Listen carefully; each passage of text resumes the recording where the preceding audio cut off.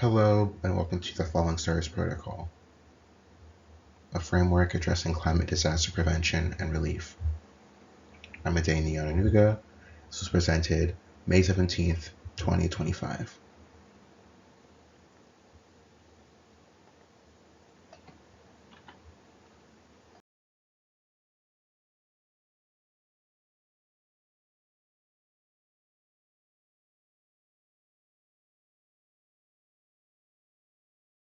Here's a picture of one of my favorite plants, Ricosmia aurea, also known as the Falling Stars Babylon, a stunning entry into the Iridaceae family.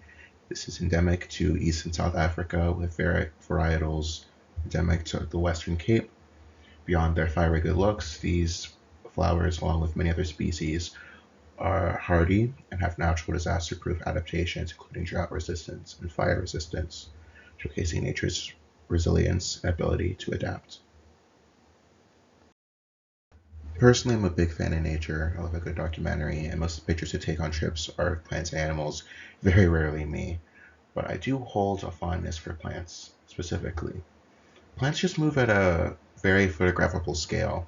There's something so interesting in the tempo they experience the world in compared to the more kinetic creatures like us. Beyond this, I also did a marathon in high school and a botanical guide in middle school for fun.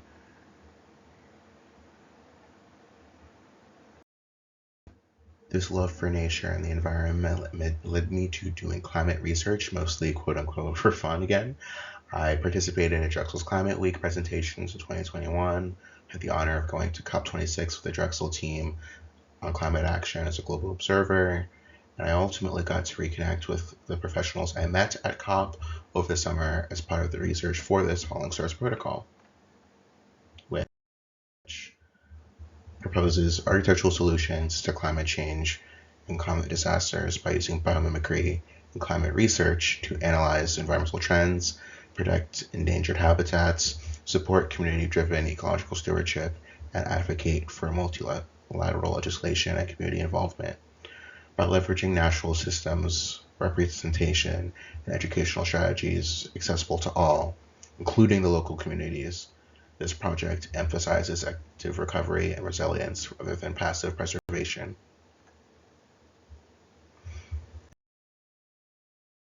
And with these four tenets, I will also frame the rest of the presentation following the same order, starting with research, leading into our protected site, the programs that will support this protected site, and the people who will advocate for the site, and how people will learn to advocate from the site.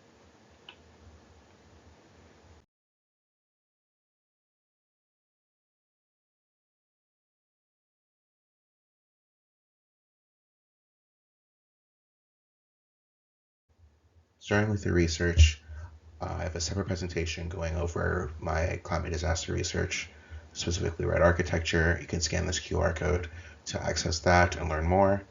But to provide some highlights, we first need to understand the difference between a climate disaster and climate change. Climate change is the long-term shifts in temperature and weather patterns. Notably, this is something that has and will continue to happen. Climate change, for example, would include the increase of global average air temperatures over the last 100 years, while a climate disaster is the negative effects causing damage or irreparable loss, such as the loss of 3 million kilometers of Arctic sea ice in the last 40 years. One such example of how we've responded to our climate in the past is in Uttar Pradesh, India. In 2019, we saw a tree planting frenzy involving 60,000 villages and over 1 million people planting truly a Herculean effort's worth of trees. And this sparked a lot of other tree planting frenzies, including in China and Ethiopia, and also a lot of companies pledging to plant a tree each time you bought their products. Of course, planting trees is not a bad thing, but there's a difference between planting trees and making a forest. And that's where reforestation versus afforestation comes in. Afforestation specifically is the creation of a forest in an area that was unforested, often requiring the replacement of the habitats that were there before. These tree planting frenzies often targeted grasslands, as they thought grasslands were not doing much or they were very unassuming. However, each biome we see in an ecosystem or overall habitat, general scope or region, um, performs very specific tasks and roles. So if you imagine grasslands as kidneys, you can't replace your kidney with a third lung.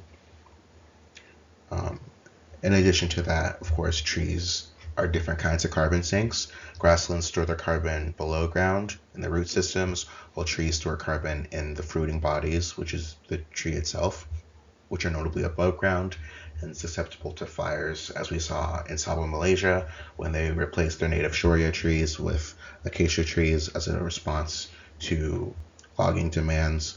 But acacia trees are toxic to their neighbors. Their fruit's inedible by the local wildlife. They're much more fire susceptible than shoria trees, and they produce lower quality lumber. However, it's not all bad. One more positive example, and if you are able to attend the presentation, you'll see a few other of these examples as well, include the Mediterranean Basin's efforts based on the decline of lynx populations, leading to a more in-depth study on the overexploitation caused by agricultural processes in the region. This approach involved community engagement, legislation, international regulations, including EU NATRA, and reintroduction of native species. And just as we knew this area was in danger due to a decrease in lynx, we are now seeing an uptick in lynx populations. Now, of course, my protocol itself is seeking to prevent climate disasters while restoring balance and monitoring success. The protocol's initiating factors will start with the uniqueness of the environment. Depending on what's there and how rare it is how we'll determine which sites need the protocol to be instantiated first, while also the dependence on surrounding populations, not only human populations, but those of plants and animals as well. The approach will, as mentioned before, focus on the analysis of trends to take a more proactive approach and identify threatened areas before they are threatened or before they are in danger. We'll focus on protection from losses, not change. Anthropogenic or human-caused climate change has caused a lot of issues in the world as we know it today, but has also caused a lot of revolutions and changes and the birth of many biomes.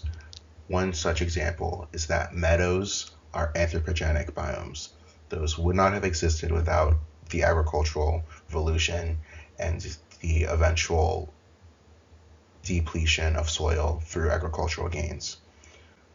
So we're not trying to stop these changes from happening, but we're trying to limit the amount of damages caused by them and limit the losses caused by them while allowing space for these new biome types to emerge.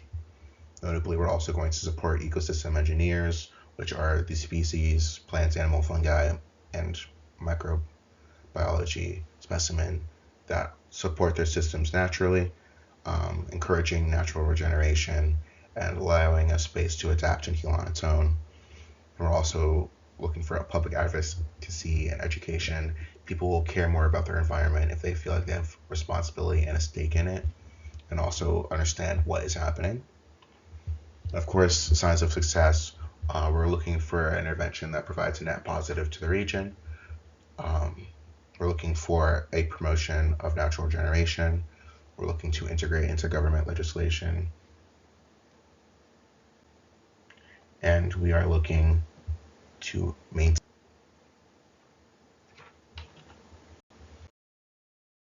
So first, I'll ask a question to the audience. What are we looking at? Feel free to pause the video and come up with your own guesses here. All right, welcome back. So we were just looking at Leucodendron argentum, also known as the silver tree. This is an example of a biomarker or environmental health indicator. And I've broken these up into three categories, with silver trees being anatomy-based ones, where we see a change in the appearance or structure of a species based off of a phenomenon, such as how silver trees have follicles on their leaves that look like hair, that depending on if they're laying flat or standing up, provide a silvery sheen. as light reflects off of them through their structural coloration. And when these plants appear more silver, that is a sign and a decrease in groundwater availability. We also see population-based biomarkers. These are more widely known. When we see a decrease in a population, it's usually tied to a phenomenon such as the decrease in ghost frog populations due to air and water pollution. And lastly, we see behavioral-based biomarkers. These ones are a little bit less known, but they also are less invasive as they don't require damage or a decrease in population to monitor, thus making them less harmful to assess. One common example of this is how crickets increase this rate at which they are chirping based off of outdoor temperature conditions. This is something that we saw a lot in traditional agricultural methods, especially before the advent of thermometers and weather tracking systems. This has allowed for farmers to hear the weather outside. Next up, we'll look into our protected site.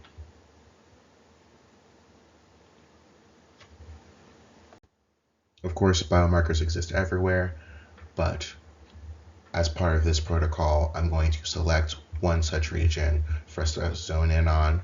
But notably, this protocol doesn't have to be architectural and can exist in multiple locations.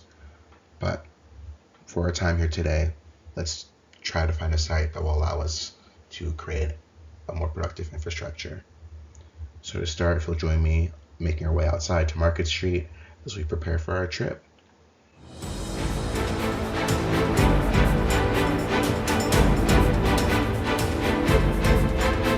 As we leave Philadelphia, we're going to fly over the Atlantic Ocean. I want to pivot a little bit as we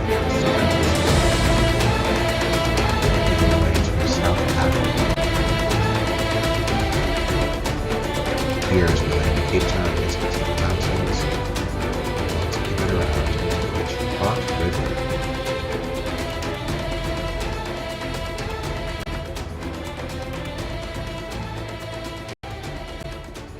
So we can see the Cape Floristic region, a UNESCO World Heritage Site comprised of coastal, mountainous, and grassland areas. The Cape Floristic region is notable for its density of endemic species. 69% of the over 9,000 species in the region are endemic, meaning that they exist there and only there. They are native to the region and they are not found elsewhere. Beyond that, there's also an abundance of terrestrial biodiversity, as 20% of all plant species in Africa are located in this region, meaning that in the entire continent of Africa, 1 in 5 plants can be found in this part of the continent, specifically this part of South Africa, which is roughly 0.5% of the total landmass of Africa. This density also allows us to see a lot of the notable species and biomarkers mentioned before. For those of you who've been to South Africa, our site is roughly an hour drive away from Cape Town. To explain a little bit of the mapping, we sit between the forest and grain production sectors. We neighbor the UNESCO protected areas. New tourist routes and rails are proposed as part of the One Cape 2040 plan. And we are between the flood risk area and the fire prone areas. So zooming in one more time to the site, we'll see scale-wise, our site is 3,000 feet across and roughly 1,500 feet wide, making it 104 acres. For comparison, Rittenhouse Square up there is about 6 acres, and my main precedent, Q Wakehurst, is 535 acres. So this isn't the biggest of its ecological kind, but it is a quite large green space. A little bit more about South Africa climate. We're seeing a lot of southern winds born from the south direction at roughly 10 to 15 miles per hour. We're in the southern hemisphere, so the sun comes around the north side of the site, and our average temperatures are between 52 and 72 degrees. Notably, this range doesn't sound crazy, but for reference, our winter low temperature is 45 and our summer max temperature is below 80 degrees. So even though our averages are pretty similar to what we see in Philadelphia, the total range is much tighter, meaning that Bot River and a lot of the Western Cape is incredibly temperate, and I would love to go there. Looking at our neighbors, we have the Holland mountain catchment area to our west.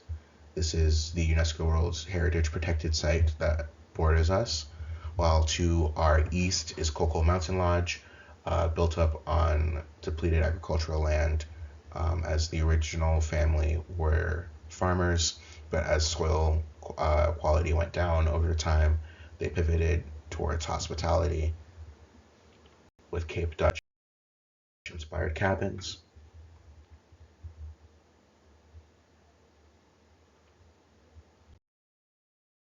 Culture-wise, South Africa is predominantly composed of African, South Asian, and European influences, brought over from colonialization. But now that we are in a post-apartheid period with South Africa, we're looking into the idea of Ubuntu, which roughly translates to "I am because we are," the notion of being human, and that humanity is rooted in kindness, as a way of seeking to foster unity post this government level segregation efforts. Provincially, the Western Cape has a lot of Cape Malay tradition, which is the term used for Muslims who live within the region. We also see Cape's Clubs, which is the New Year's festival that happens on January 2nd, born as part of the slavery and indentured servitude seen through colonization, and now is serving similar to the Mummers Parade. However, notably, New Year's is in the summer for South Africa, so it is a lot warmer and a lot more fun to be outside than it might be here. Lastly, we see parade culture. The average temperature is 60 degrees, so people spend a lot of time outside. Hiking, swimming, climbing is the more common recreational activities in the region, and this also is accompanied by parade culture, which is these outdoor kind of cookouts or barbecues that often accompany activities, events, festivities, birthdays, you name it, there's a braai for it. Demographic wise, we're in the Tewaterskloof municipality, so we're seeing a mix of origins in the Khoi, which is part of the indigenous Khoisan people. We're seeing a lot of Dutch influences from colonialization. Economically, the population is supported mostly by viticulture and fruit farming, but also in recent years we've seen an uptick in tourism. And lastly, agricultural population is a very family forward, family farmed, family owned agrarian population, comprised predominantly of people who identified as colored, which is a term used to distinguish between the more predominant racial classifications of South Asian African, African, and Dutch African. This group is a literal representation of this idea of Ubuntu and this new ethnic group born from this mixing of cultures and peoples. So another question for the audience: what do these four objects have in common? To provide some hints, the first one is at Baila settlement in southern Zambia, which is a collection of huts and homes made by the indigenous peoples. We have the Fulani wedding blanket, we have a baobab tree, and we have a river delta. Feel free to pause the video here, come up with some guesses. Well, welcome back. These four things have the idea of fractalization in common, as these are all built on repetition, tessellation, and overall the reiteration of a motif. Though there are some literal fractals throughout this project, the more important notion is that it's this repetition and iteration building upon itself. This project seeks to be an example of how we approach the protocol, but also a place that starts off as a seed that will spread out and grow and affect more than just specifically this region of Bot River. And also, I really wanted to highlight the idea that fractals are seen in both nature and in art, and that nature and art's common language is math, or geometry to be more specific. Furthermore, I also really wanted to bring up the importance of fractals in African art and tradition and Afrofuturism.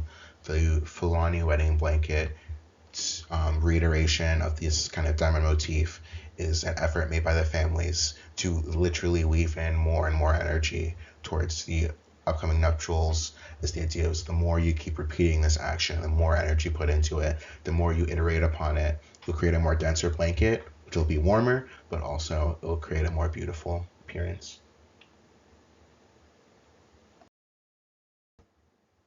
So with all that, we have our protocol considerations, what we're trying to take away and implement based on the protocol, including the idea of analysis, prevention of loss, the idea of supporting natural generation, and having public involvement. That leads me to my most important precedent study. I had the wonderful opportunity this previous summer to visit the Millennium Seed Bank, which is part of Royal Botanics Gardens' efforts in ecology, serving as one of the foremost leaders in the realm of ecological conservation and restoration. This was designed by Keith Manger and it was constructed in 2000, making it just slightly older than I am. Notably, a very important factor about this seed bank is that it has a public exhibition space above it, and the labs radiate around it, while the seed vault itself is underground. One very important takeaway I wanted to take from this is in the UK, publicly funded projects have to be publicly accessible. And though that's not a requirement for our protected site selection, I wanted to encourage this idea of public visibility and transparency so that people can understand what is happening in the world around them, both literally by seeing what the big science building that came up around the corner is doing, but also to allow them to have a better understanding of the efforts people are putting in to help save the world as we know it. Next up, the site considerations.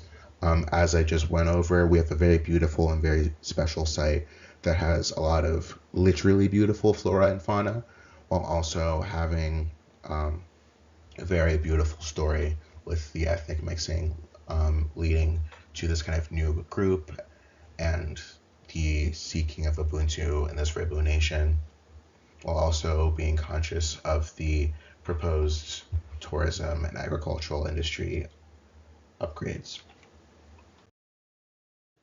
So as part of that site analysis, I am going to use the Living Building Challenge as a framework for how we approach our site and our sustainability goals. So throughout the rest of this presentation, you'll see in the upper left-hand corner symbols denoting when an LBC intent is being addressed on the project.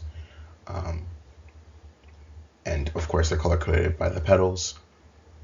Feel free to contact me later if you have more questions about how we address every intent in the LBC currently. So between these two considerations, we find our design objectives, which include contextual reverence, seed bank, and living collections, research and stewardship, on-site and off-site staff facilities, community education and participation, tourism, and interaction.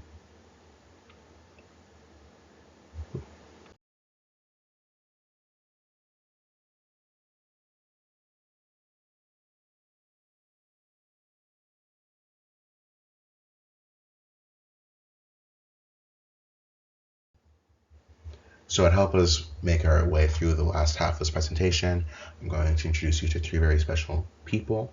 We have Weena, Kun, and Yuli. These three are going to represent our main user base, and we'll walk through the three main parts of the project with them. So to start us off, Weena is going to introduce us to the labs.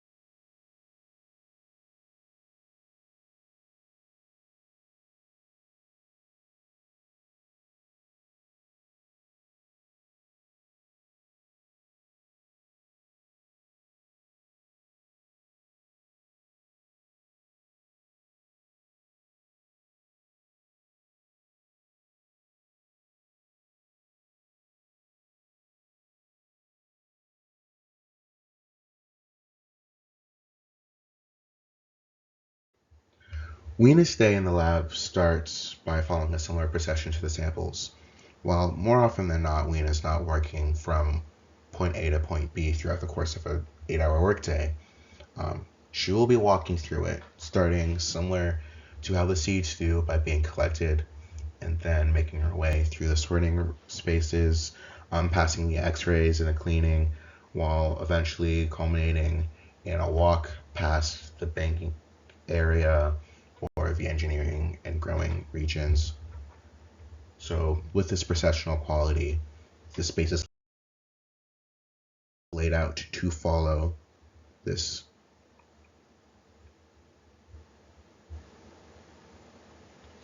More likely than not, though, Lena will spend most of her working hours in the open lab area that sits between the specialized lab, as it is an atrium above it, and lets natural light in.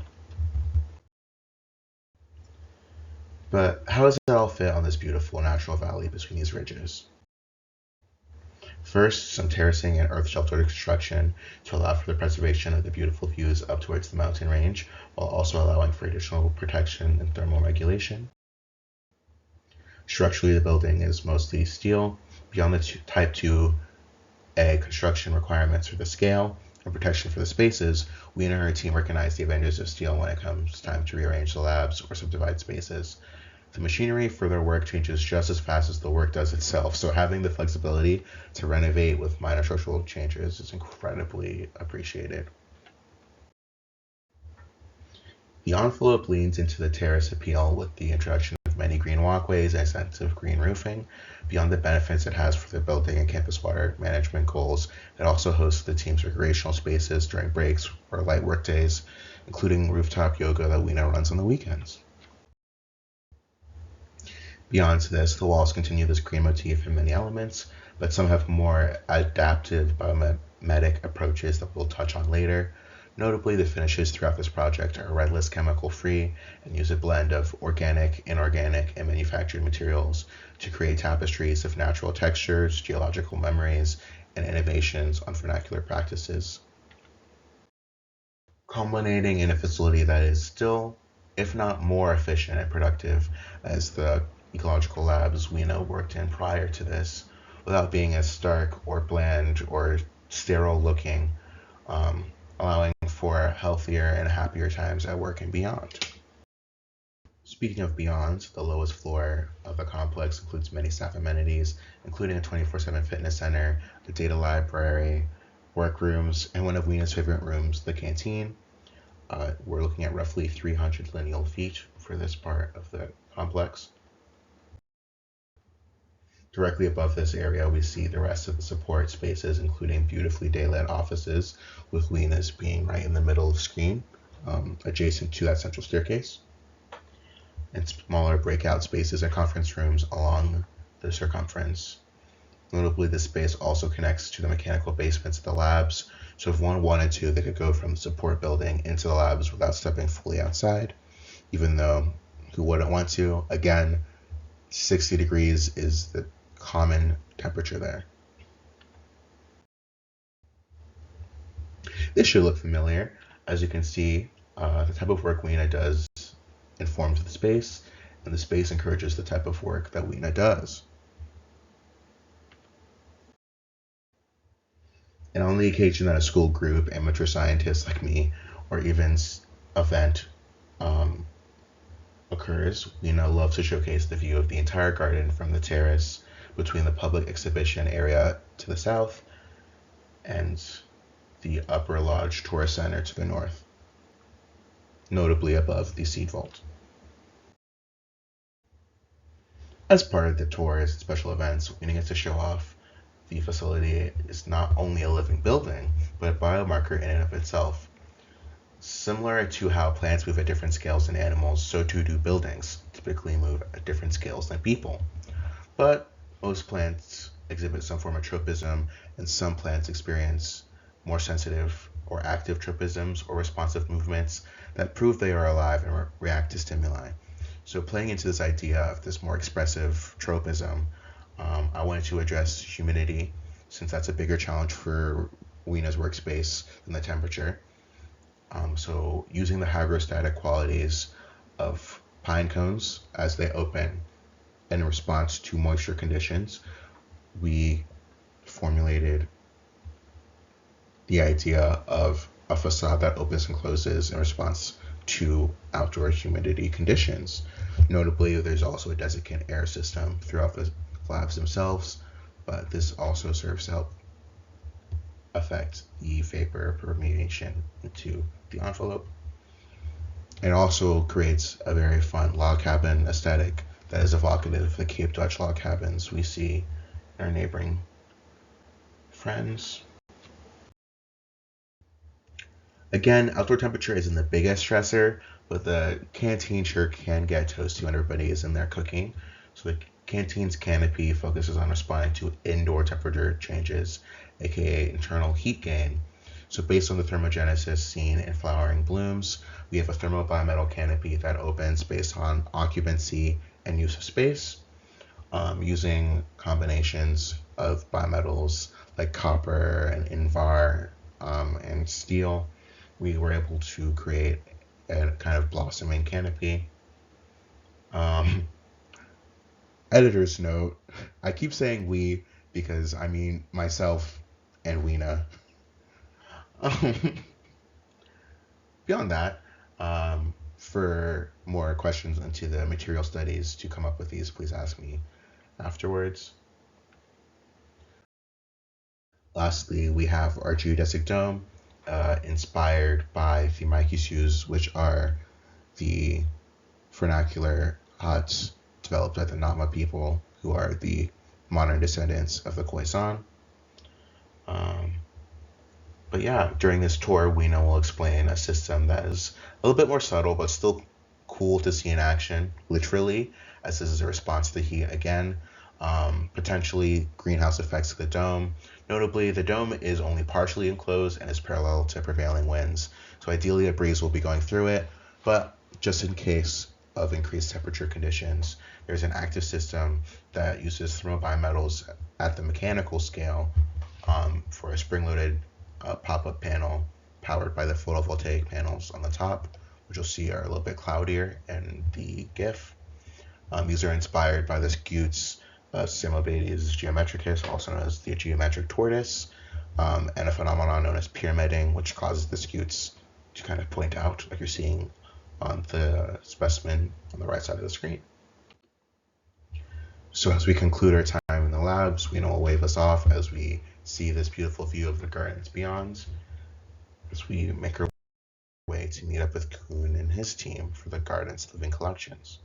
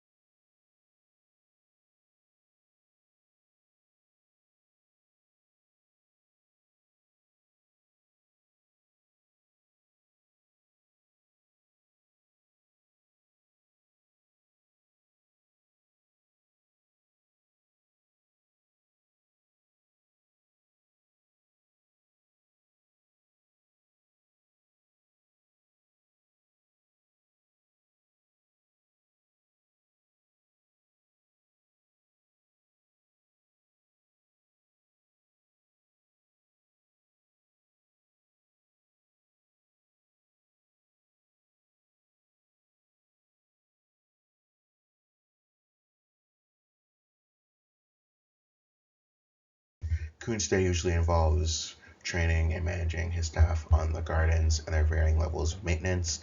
To help explain where the gardens are and what they do, he breaks them up into four main regions.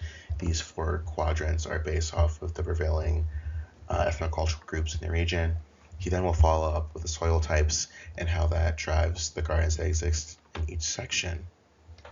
Notably, by looking at our gardens, we'll see that our geological report will reveal quartzitic sandstone, granite, shale, and quaternary sands. The quartzitic sandstone is found mostly in the high points of our site. Quartzitic sandstone is not nutrient dense, but it does have a lot of drainage and is a little bit acidic. So these qualities are very prevalent for plants that are a bit hardier. So we have wind-borne plants to our south as a response to our wind conditions. In addition, windward plants typically survive in harsher conditions.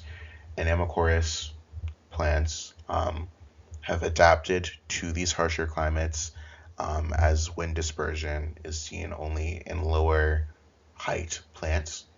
So by utilizing that and the combination of our nutrient quality, the plantings that are in the south are wind-based, while we also are going to rely on the shade caused by the northern ridge to help thermoregulate our grapes, as wine grapes do prefer a level of stress. They prefer more acidic soil, and they also prefer lighter soils in color to reduce how hot it gets.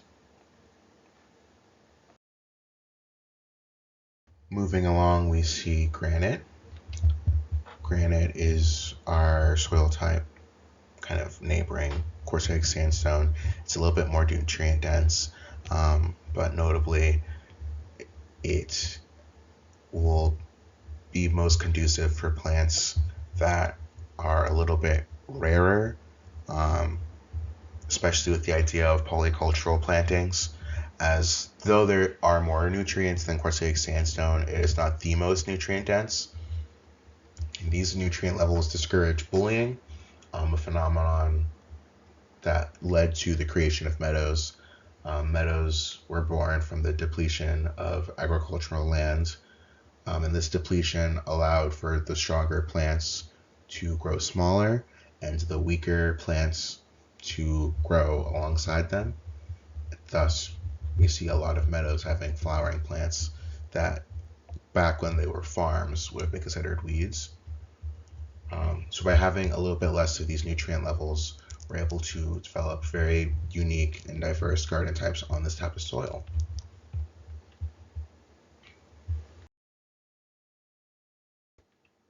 Moving along to shale. Shale is our most nutrient dense, so we were reserving that for the softer plantings and the areas that we want more people to walk through. As plants that depend on this higher level of nutrients tend to be more foliage forward and flowering, and often have softer leaves as they don't have to worry about the same adaptations you'll see in harsher climate conditions.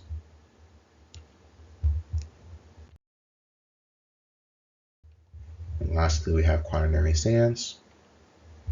These are located at our low points and near our bodies of water. It has great levels of filtration, and elements like our living water system will be adjacent to this lower right-hand corner.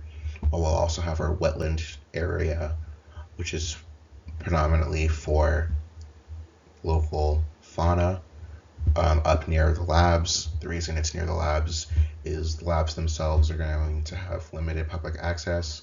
So the intent is that the area around the labs and the wetlands, though still publicly accessible, will have a little bit less foot traffic and thus less disruptions for the area, which will host the currently endangered black harrier.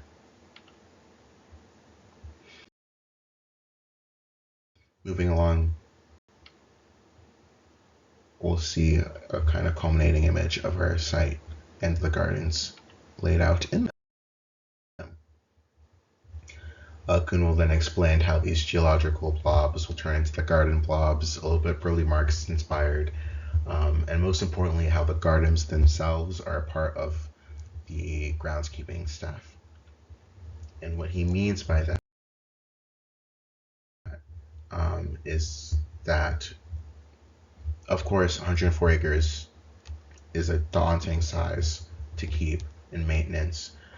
Even split into quarters, we're still looking at 26 acres. So when he's training new gardeners, he will reassure them with the idea that the gardens themselves are helping to take care of the entire site. And similar to me, Kuhn speaks in analogies, so he'll describe two ways of looking at it: looking at the campus as an ecosystem and looking at the campus as an organism. As an ecosystem, knowledge being energy instead of having elements of the site predate and eat each other, we'll see that the gardens serve the role of autotrophs or primary producers, as they will spark curiosity in the primary consumers, which are visitors. Visitors will then share their passions and knowledge with the staff, the secondary consumers, along with the needs. And then these secondary consuming staff will share data finding initiatives to institutions and policymakers, will hopefully affect change. All the while, everyone who interacts with the grounds of the site will leave information via their footfalls, concentration of waste, levels of use, and so forth. Thus, gardeners like Kuhn and the team serve as the decomposers, as they will digest this information and use it to give back to the gardens to create more efficient areas and planning.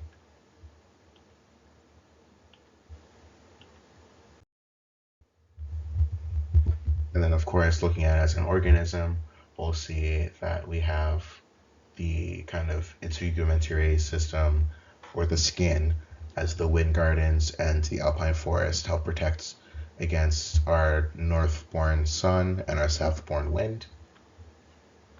For the muscles, our locomotion is based off of cycling and cable car as our two main circulation methods.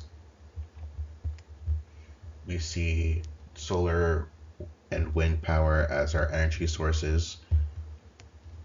Our skeletal system is represented by the infrastructure and site work, while our nervous system is represented by our seed bank and labs as the sensory input and analysis of the site. And our digestive system is represented by the functional gardens like the farming fields and the viticultural vineyards that will break down the nutrients that exist in the site and reproduce them throughout, as the farming fields and vineyards also contribute to composting and biomass for the many functions. Now, instead of going through all 18 gardens, we're going to go over their kind of subheadings. Kun will walk us through the representative gardens first.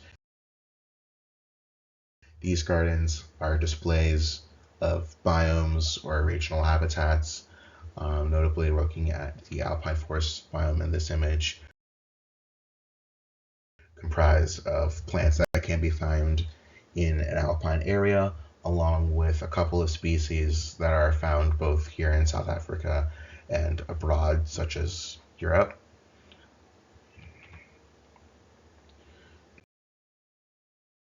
Notably, we'll have the functional gardens, which are the organs of the organism. They provide a little bit more of a specific use to the site, like the future farming fields produces a lot of food products that are distributed at the restaurants, while also waste is used for composting or for biofuel, which is part of our energy system through the use of combustionless biodiesel generators.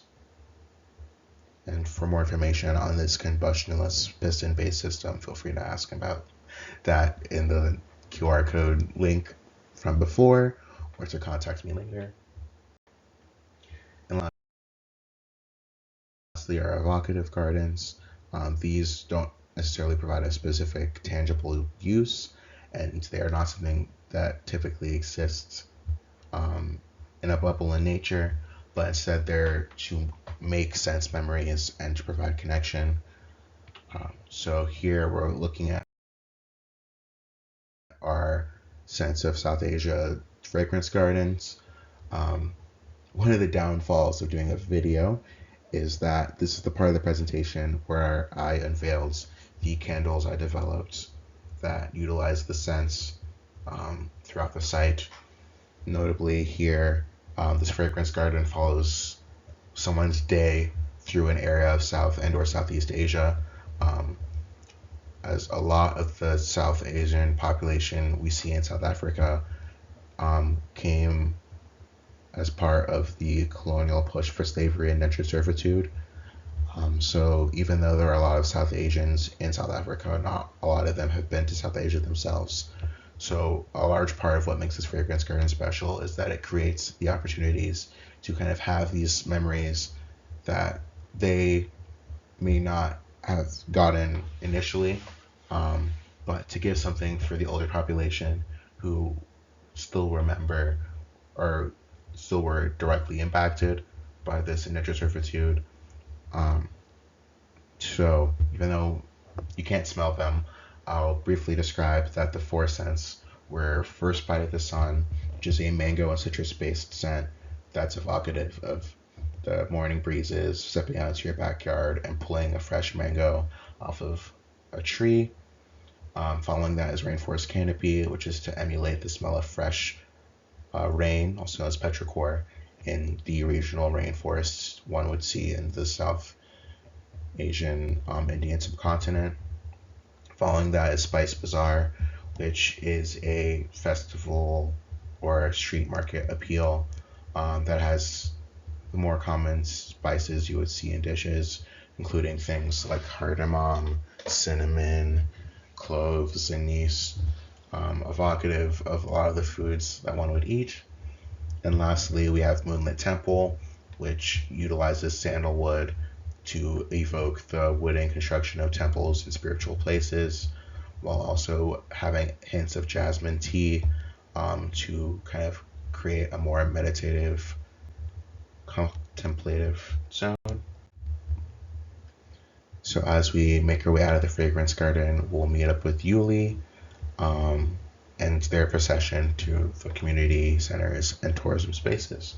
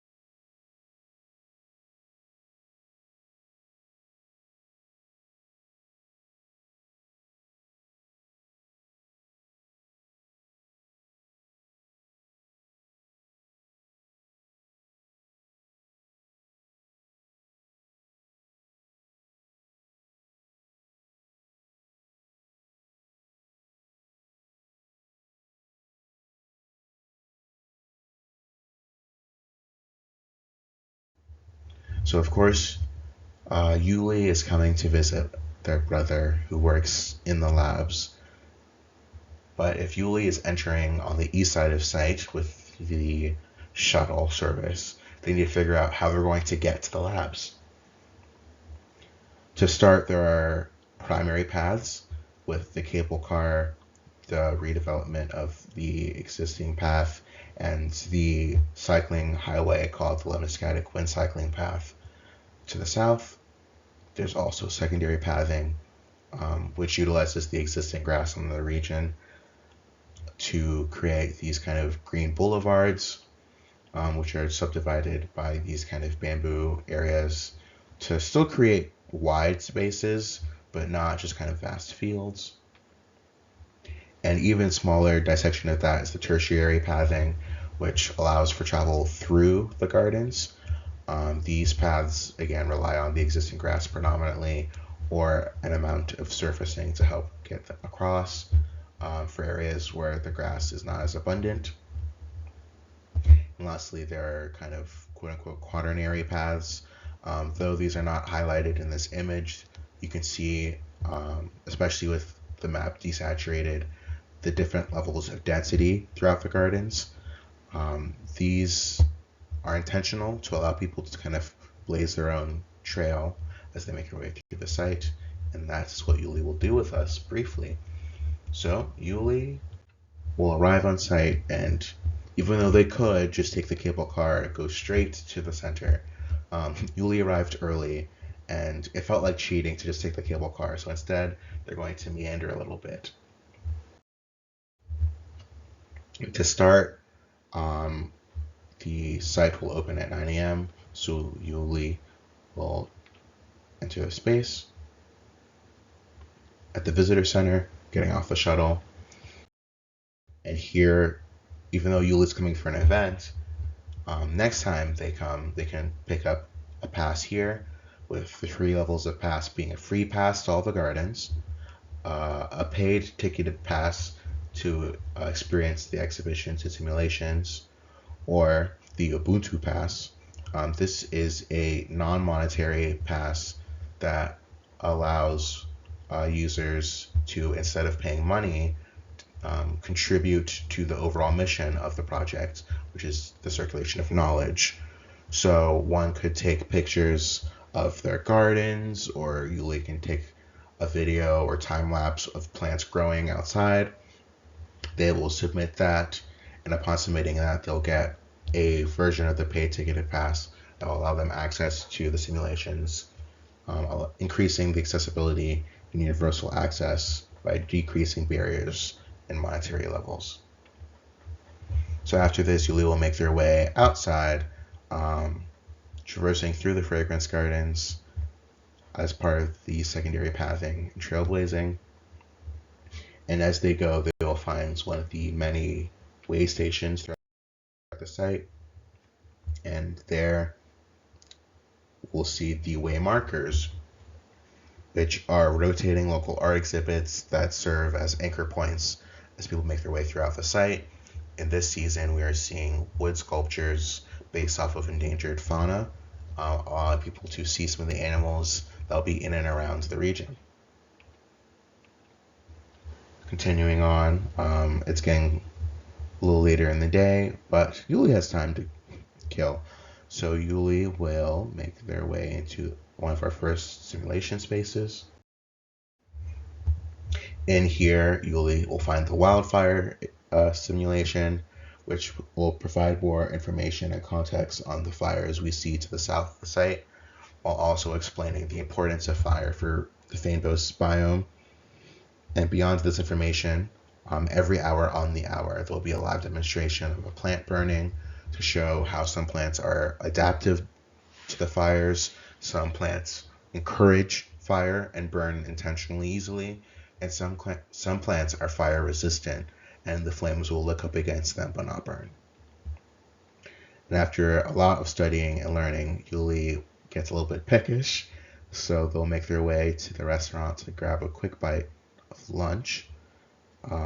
The restaurant is Cape Malay inspired, as that's the main cuisine of the region, beyond kind of commercialized Western society cuisine as well. But not only is it Cape Malay food, but the restaurant uses Cape Malay design ideas, inspiration from the thatch roofs we'll see in the Indian subcontinent, while also kind of the mandala appeal in its form. so that people can learn a little bit more about the Cape Malays themselves and not just the food. So after a very fun lunch, Yuli will make their way up the Lemniscatic wind cycling path with the intent to walk off some of the food.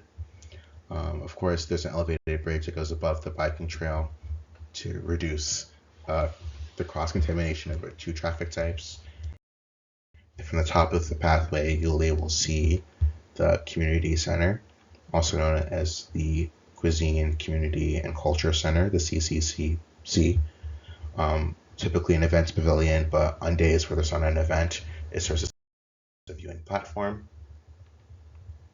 And after this, it's getting close to the time of the tour, so Yuli's going to hightail it to the labs themselves. And in front of the lab, we will see an example of what I'm calling the bamboo moments. In nature, there are nooks and crannies, recesses and burrows, and these serve as a reduction in scale to promote shelter for smaller species. So these bamboo moments are more human scale gardens that allow for a little bit more of a contained feel and approach to the site.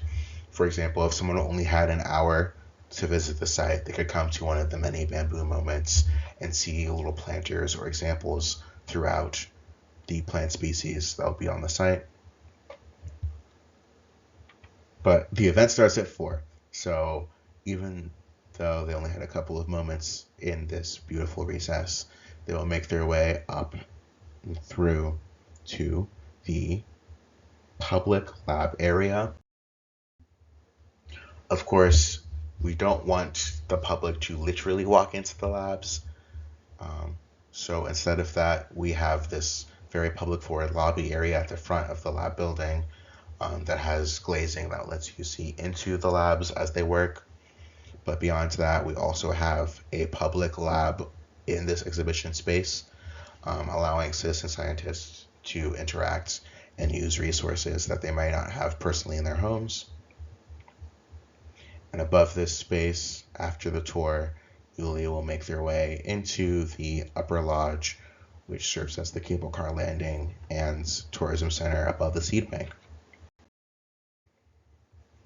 But of course, here, as Yulia is enjoying the post-tour mixer, the sun will set, and we'll transition towards the end of this presentation, where Yuli's path is just one of many.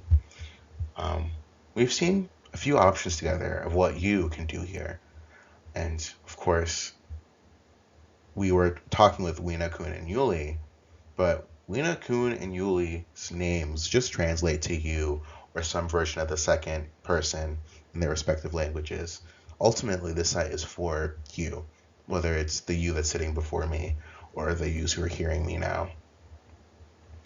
So let's conclude this presentation exploring a couple more experiences one could have on the site.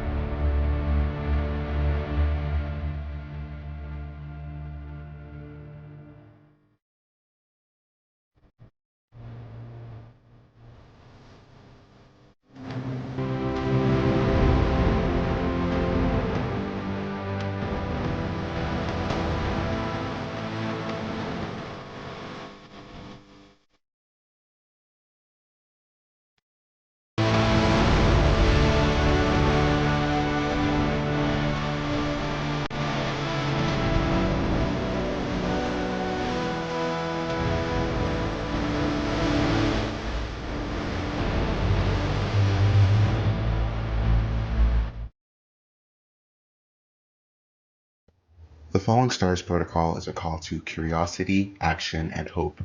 Climate change is real, but resignation is not the answer.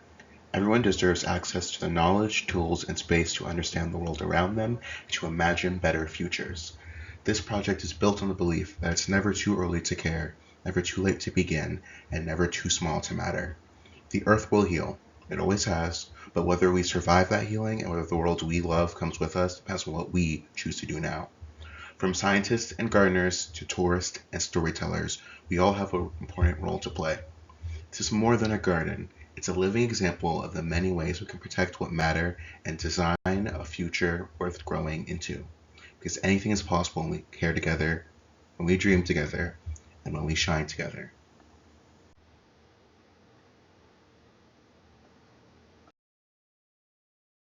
Keep on shining.